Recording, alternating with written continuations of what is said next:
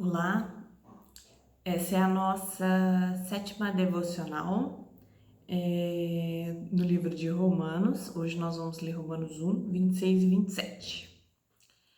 Diz assim: Por causa disso, os entregou Deus às paixões infames, porque até as mulheres mudaram o modo natural de suas relações íntimas por outros, contrário à natureza. Semelhantemente, os homens também deixaram o contato natural da mulher e inflamaram mutuamente em sua sensualidade, cometendo torpeza, homens com homens, e recebendo em si mesmo a merecida punição de seu erro. Bom,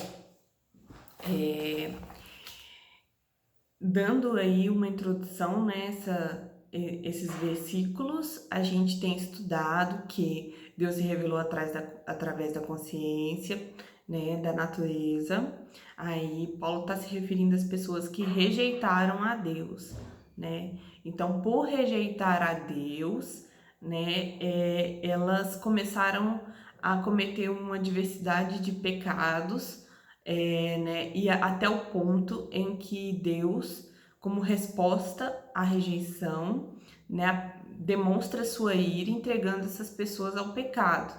Né? Nós estudamos sobre idolatria, né, adoração, o homem adorando a imagem, e aqui sobre também quando o homem desonra o corpo, né? E agora nós estamos falando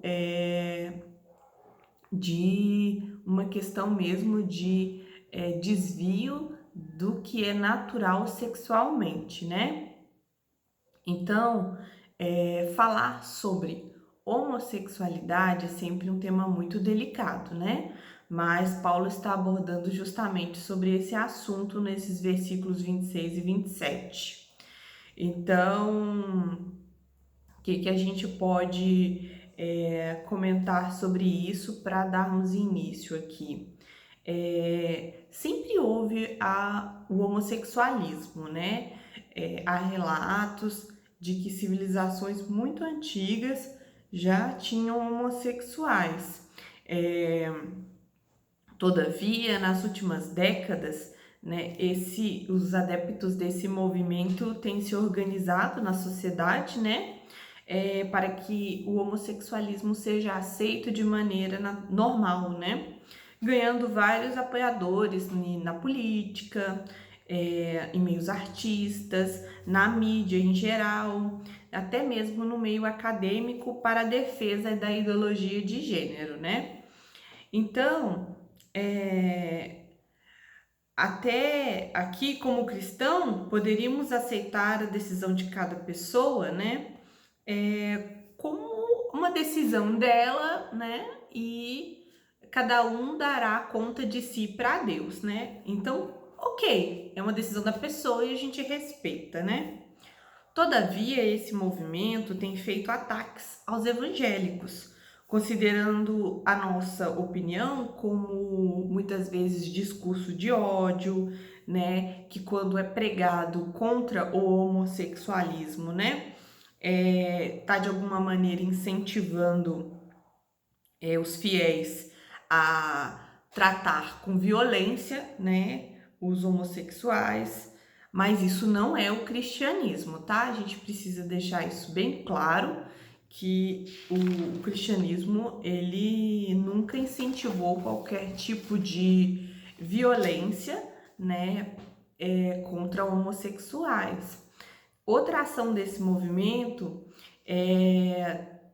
tem tentado criminalizar a opinião contrária, né? Então, assim, várias leis têm sido colocadas em votação, né, para proibir os evangélicos de falar contrariamente à homossexualidade. Todavia, a nossa Constituição, ela nos garante uma liberdade, né, religiosa, uma liberdade de crença e uma liberdade de expressão, né? Então, esses projetos também têm encontrado dificuldade por ferir direitos civis, né? Bases da nossa Constituição. Mas o que esperar de um cristão a respeito da posição de cada pessoa, né? Diante da homossexualidade, né? É respeitar essas pessoas, mas nós não podemos ser privados do nosso direito de discordar. É a nossa opinião, né? Ó, essa liberdade, né, deve ser dada, né? Não pode ser tirada de nós, né? Porque é uma opinião que temos baseado naquilo que cremos, né? Como eu disse anteriormente, isso não pode ser confundido com incentivo à violência, né? Infelizmente, muitas igrejas, elas têm cedido, né, à pressão que a sociedade tem feito, né, e aceitando a homossexualidade como normal, né, nas suas práticas, né, ao ponto de fazer casamentos gay, né, tendo pastores e pastoras gays também, né. Então, a igreja no mundo tem sofrido, né, com essa questão, e muitas têm cedido. Então, baseado em todo esse movimento, tem surgido a teologia inclusiva. E a teologia inclusiva, ela prega que Deus não tem nada contra isso, porque é uma forma de amor, como Deus poderia condenar, né, uma forma de amor, né, e usam de maneira errada até passagens bíblicas para justificar essa posição, né? Falam, por exemplo, que o relacionamento de Davi e de Jonas, né, seria um relacionamento homossexual, porque tem um versículo que Davi fala que o amor, né, que ele tem por Jonas é melhor do que o amor de mulheres, mas também o relacionamento de João, né, com Jesus, porque fala que João encostou sua cabeça, reclinou a cabeça sobre o ombro de Jesus e perguntou quem é o traidor. Então, assim, né? Mas a gente sabe que antes até desse movimento ganhar força, rapazes poderiam ter amizade, não, a gente não via maldade nisso, né? E infelizmente, com a força que esse movimento tem ganhado, apesar ainda de ser minoria, a gente começa a ver maldade na onde não tinha, né? A gente não via anteriormente, né? Então, até as amizades entre menina com menina, homem com homem, né, têm sido afetadas, né? Porque antigamente as meninas andavam de braços dados, de mãos dadas, né? As amigas, e hoje isso já é visto como uma coisa negativa, né? Eu já andei de mão dada com a minha irmã na rua e nos olharam assim diferente, né? E eu percebi que ali tinha uma suspeita, né, de talvez sermos parceiras, né? E isso porque isso tem afetado a nossa forma de ver as coisas assim. O que está em jogo para os cristãos que crê na Bíblia como palavra de Deus é como nós devemos lidar com o homossexualismo hoje, né? Bom, primeiramente nós temos que nos basear biblicamente, né? Nosso posicionamento deve ser firmado na palavra de Deus. Então, nós vamos falar aqui sobre nessa passagem bíblica, que Paulo não quer dizer, né? E é utilizado como argumento para esse movimento, para dar um respaldo bíblico, né, à homossexualidade, né? Então, eu vou dizer alguns aqui que eles usam na interpretação desses versículos que lemos. Primeiro, Paulo escreveu essas coisas porque ele estava condicionado à cultura da sua época, apesar dele ser inspirado pelo Espírito Santo, mas como homem ele estava preso à cultura da época que condenava o homossexual, que apedrejava o homossexual, né, que punia o homossexual. Bom, isso não é verdade, né? Paulo, ele, apesar de ser judeu, né, os judeus nessa época eram minoria, não significava nada diante do Império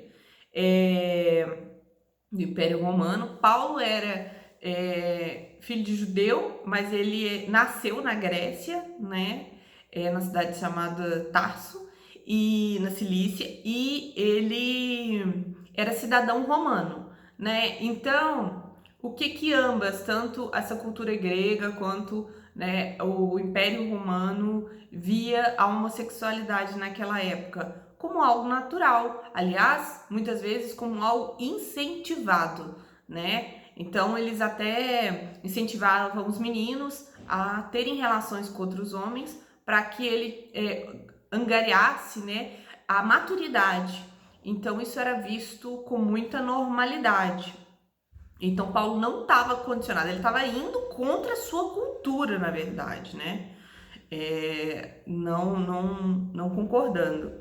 Outra coisa também, ou seja, não justifica essa questão de Paulo estar falando isso caso da época e para hoje não serve. Não, ele estava indo contra uma cultura da época. Depois também tem pessoas que falam que Paulo estava se opondo apenas à homossexualidade religiosa, opondo-se aos prostitutos sexuais. Então a proibição ela estava relacionada à idolatria e não à homossexualidade em si. Mas o texto ele não fala isso, em nenhum momento Paulo especifica que tipo de homossexualidade, tá? Então, se ele não especifica, é claro que ele está sendo o mais abrangente possível, né? Então, aqui, nesse versículo, ele não está condenando a idolatria, nesse versículo ele está falando homossexualidade mesmo. Também é quem fala que Paulo estava condenando a pederastia, né? Ou a pedofilia, entre homens e meninos, né? Na verdade, também o texto não fala isso, o texto não está especificando isso, então, novamente, não tem como usar isso como argumento.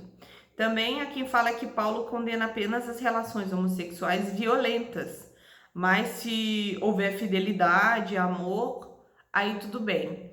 Então, assim, na verdade, também Paulo não está falando isso especificamente, né? Sobre relações abusivas, né, entre homossexuais.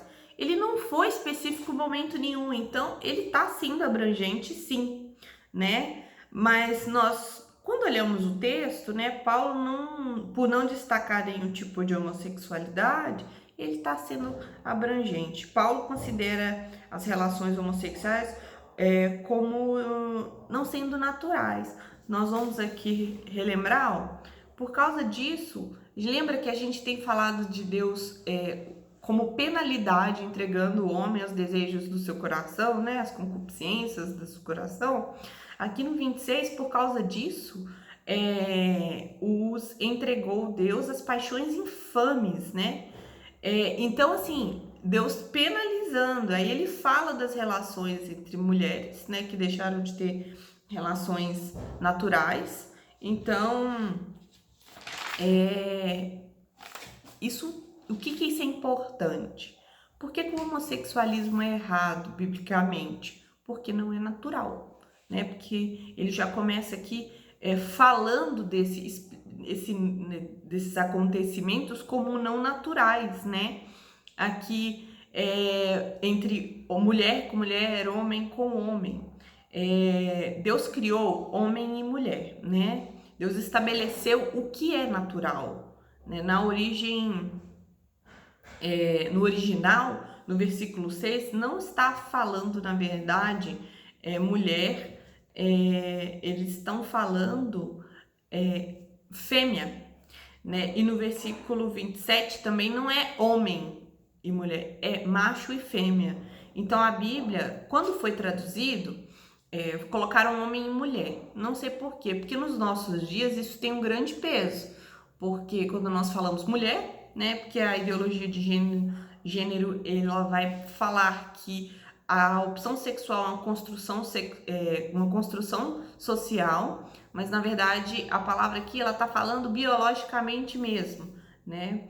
Então, por isso saber esse original hoje para nós tem esse peso grande.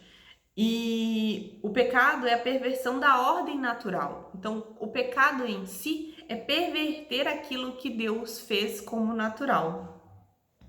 E a origem desse pecado, né, é as paixões infames do coração. Lembra como os estudos anteriores a gente falou dos pecados que vêm da mente, né, dos pecados que vêm do coração, né? Então, nesse caso, o homem foi retirado do homem a graça, né? E aí ele chega ao ponto de praticar o pecado contra o seu próprio corpo, né? Pervertendo as relações sexuais, né? E o que Deus estabeleceu como relações sexuais na Bíblia? Deus fez homem e mulher para ter um relacionamento heterossexual, né? Monogâmico, dentro do casamento. Isso que foi estabelecido por Deus. Mas a gente também tem que entender que alguns fatores externos podem afetar a sexualidade de um indivíduo, né? Pais criando os filhos sem sexo definido, né? A gente vê relato de muitas pessoas famosas, isso também tem sido moda na Europa, né? Eles não, ou cria a criança sem ser menino, sem ser menina, ou cria das duas maneiras, para quando a criança alcançar aí, sei lá, seus 10 anos, ela decida a sua sexualidade, né? E isso pode trazer uma série de confusão para a criança. Também a mídia faz uma pressão danada para considerar, né, natural na nossa cultura a homossexualidade e até incentiva, né, que de repente é interessante explorar para que a criança tenha certeza da sua sexualidade. O abuso sexual em crianças também tem sido um grande motivo da homossexualidade, né?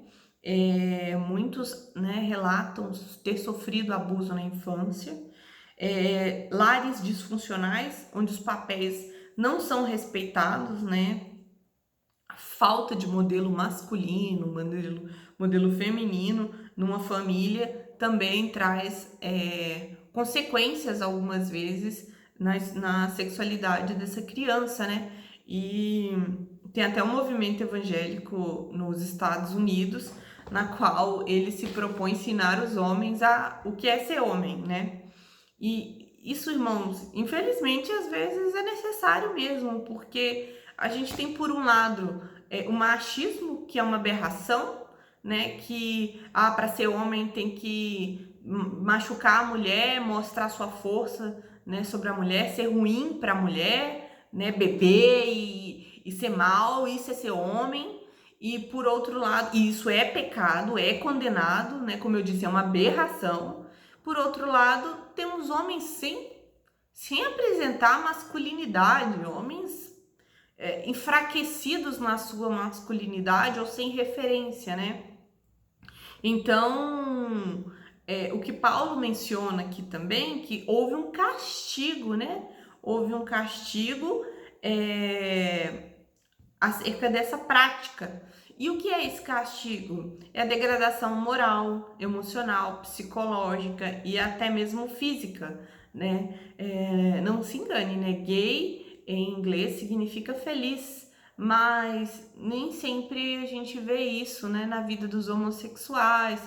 Muitos passam por muitos problemas, depressão, né? E dentre outras situações em que feliz mesmo eles não conseguem ser, né? Então a gente vê o que como aplicação para refletir sobre nós, né? Resumindo aqui, nós vimos que Deus entregou os homens também, né? Esses desejos, né? Essas paixões infames, né? Ele liberou eles para eles, mas assim liberou de maneira punitiva, né? Para se entregarem.